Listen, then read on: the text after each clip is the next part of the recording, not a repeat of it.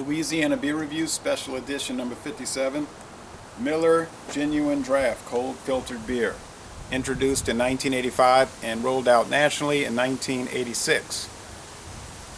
When Miller Genuine Draft first came out, it was known as Miller High Life Genuine Draft.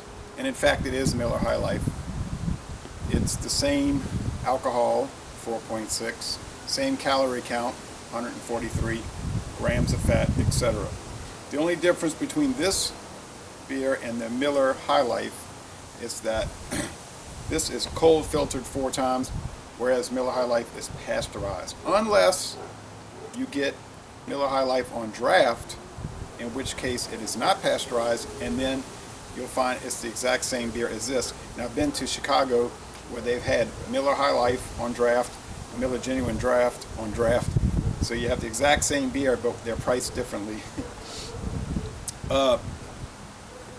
If you look at their website, the Miller Genuine Draft website, the head brewmaster of Miller, David Ryder, describes this as possibly, or maybe the smoothest beer on the planet, one of the smoothest beers on the planet. So they've been making Miller High Life since 1855. They started calling it High Life in 1903, and they've made this version since 85. No additives or preservatives. It's just made with water, barley malt, yellow corn grits, and hops.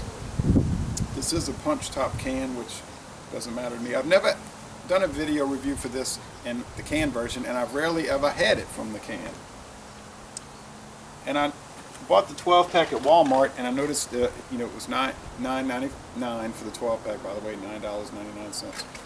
But I noticed that on the carton, they're showing the previous gold can instead of the current black can. Miller High Life is not that popular in Louisiana, but Miller Genuine Draft is not that popular, that version. It's in most stores or many stores, but Miller High Life is much more widely available down here. It's in every store. But if you go to the Midwest, Chicago, Milwaukee, Cleveland, those areas, Miller Genuine Draft is one of the premier beers up there. You see a lot of television commercials for it, radio ads. You don't get that down here. The only time I ever really see the radio or TV television commercials is if I'm watching a game on WGN Chicago. Okay, February 2014. Okay, so this is within the date, Best Buy date. It's windy out here, and it's going to get windier because there's a cold front coming through, so it's going to be around 37 tonight. It's cloudy, but I think most of those clouds are being caused by jets flying over and leaving whatever in the air. Okay, I just finished washing my 2012 Dodge Avenger. It was so dirty, or pretty dirty, and I figured I would check this out. Okay.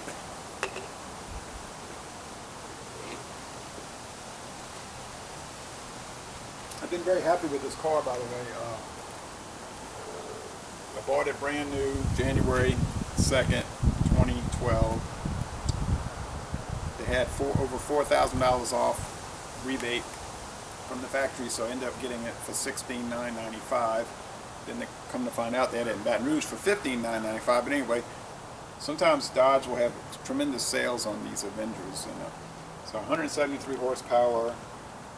It's got the Dodge Sport suspension, so it handles very well. It's fun to drive. I've driven it all the way up to Boston and New York City, and it really does well. About 32 miles per gallon on the highway. So it's got a lot of power, and it's very comfortable to ride in. Anyway, this is a beer review, not an automobile review. Thick white head, very clear, golden appearance.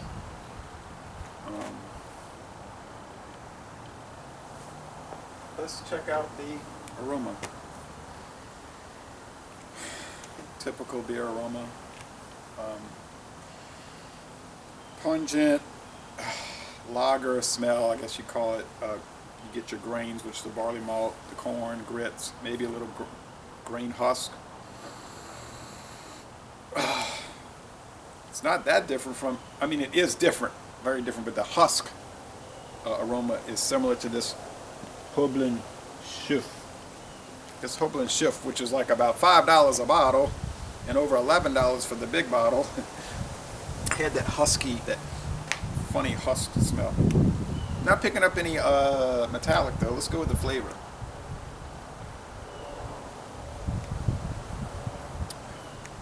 Yeah, sweet, grain, stereotypical beer flavor. Picking up that corn in the undertaste, that corn grits. I mean, I had grits this morning with some eggs, and I'm picking that up. So definitely, if you're used to drinking a lot of different beers and you can break down the flavors, you can pick those corn grits. Pick up the corn grits.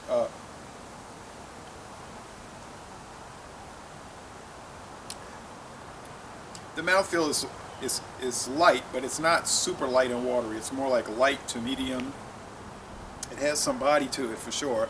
They have a little bite from the hops in the flavor, a little bit. The IBU is probably only 12.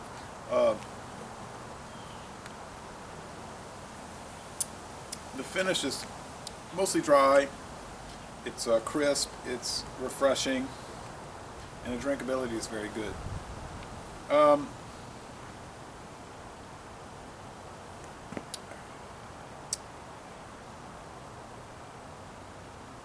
It's probably more enjoyable than the Hoblin Schiff, really. I mean, that's a profoundly gourmet beer, 9% alcohol.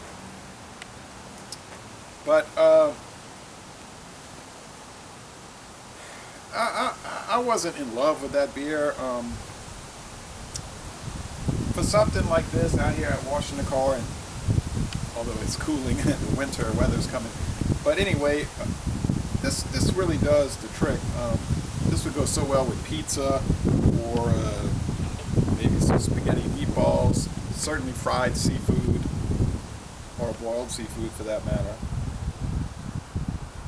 Steak and potatoes. Now, whether this is better than the Miller High Life, I don't know. It might be a little bit better because it's not pasteurized. But I don't know if I would say it's like tremendously better. It's just a relatively better beer. I'm not in love with that grain husk aroma, but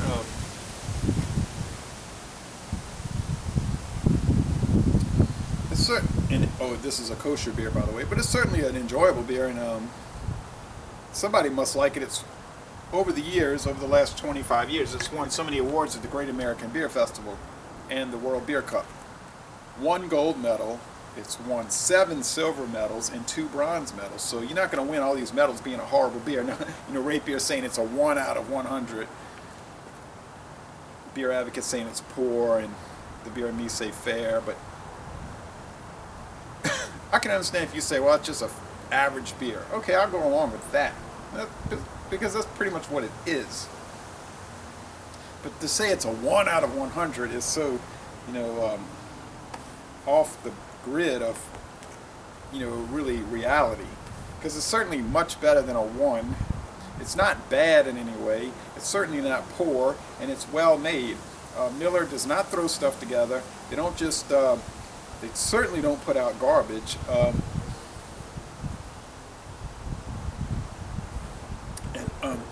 When we went to the brewery in June, a friend of mine, he went with me. He said he was so impressed by the brewery.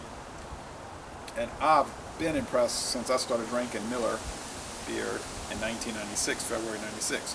They do stuff pretty much to perfection, and the SAB buyout in 02 didn't change anything. It just expanded their brand availability around the world, South African beverages. So if you want a good, reliable, kind of ordinary beer, but ordinary in a good way, if you know what I mean, this would be one to get. It's priced along with your Budweiser or your being the premier Anheuser-Busch beer, the premium one. This would be the premium Miller beer, and Pabst Blue Ribbon being their premium beer, and Coors Banquet, and so on. So definitely a winner from Miller. So laissez le bon temps rouler, a good enjoyable beer with a good amount of carbonation. And if you want a good car, I don't work for Dodge, nor does anyone in my family. But anyway, if you want a good car, check out the Avenger. And I'm going to end this review by saying, y'all, come on down to quickly cooling southeastern Louisiana.